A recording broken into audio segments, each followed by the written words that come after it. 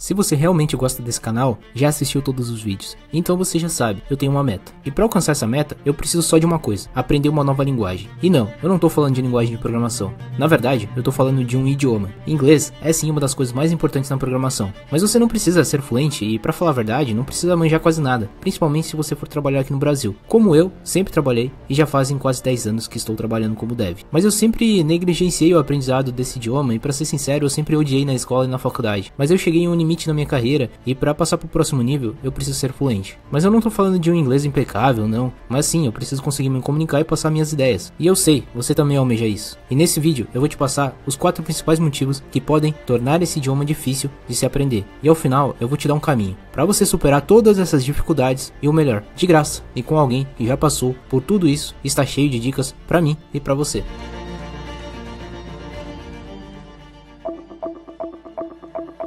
Assim como o português, o inglês também é difícil. Nós brasileiros temos uma certa vantagem em aprender inglês. Apesar de o inglês não ter origem latina, ainda assim ele teve fortes influências do latim. O que nos dá uma certa vantagem quando comparado com um nativo da língua russa, por exemplo. A origem da língua inglesa está na atual Inglaterra, com a chegada das tribos anglo-saxônicas vindas da Europa Central para as Ilhas Britânicas 400 anos depois de Cristo. Mas por que, mesmo com toda essa proximidade, o inglês ainda é tão difícil para nós brasileiros? A gramática em inglês é muito complicada. Muitas palavras não possuem tradução para o português, por exemplo. Além disso, muitas palavras são homófonas, ou seja, palavras que têm o mesmo som, mas com significados diferentes.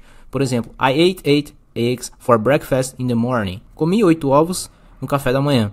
Perceba que ate tem o mesmo som, mas significam coisas completamente diferentes. Esses são os chamados homófonos em inglês. A gramática também é tão complicada que você pode se sentir como se soubesse tudo, mas na verdade não sabe. E o mais surpreendente é até mesmo que os falantes nativos do inglês cometem erros, assim como nós, brasileiros.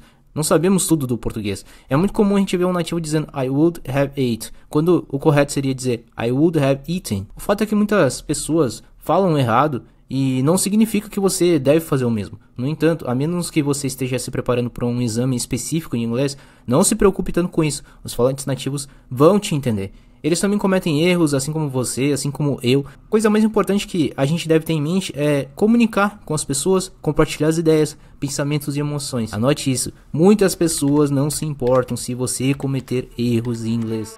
Ei, você já deve ter percebido, as visualizações caíram nos últimos vídeos, e isso tem um motivo. Nós estamos perdendo a guerra contra o algoritmo, e eu preciso de uma coisa de você. Comenta, não importa o que. Vale tudo, menos xingar minha mãe. A grande maioria das pessoas, assim como eu, sente-se julgada por não saber inglês, principalmente em ambientes fechados, como uma sala de aula, por exemplo.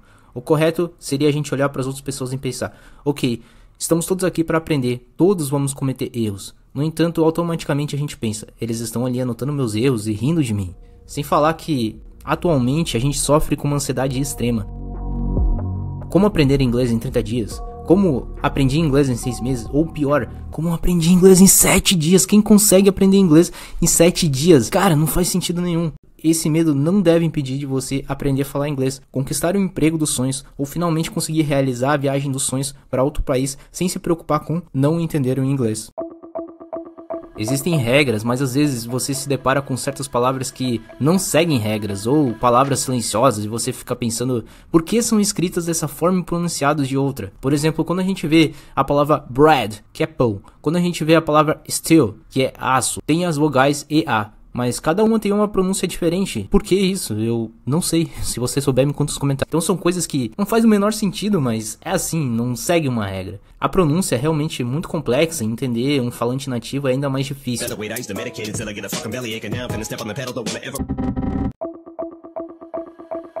É difícil entender as referências culturais.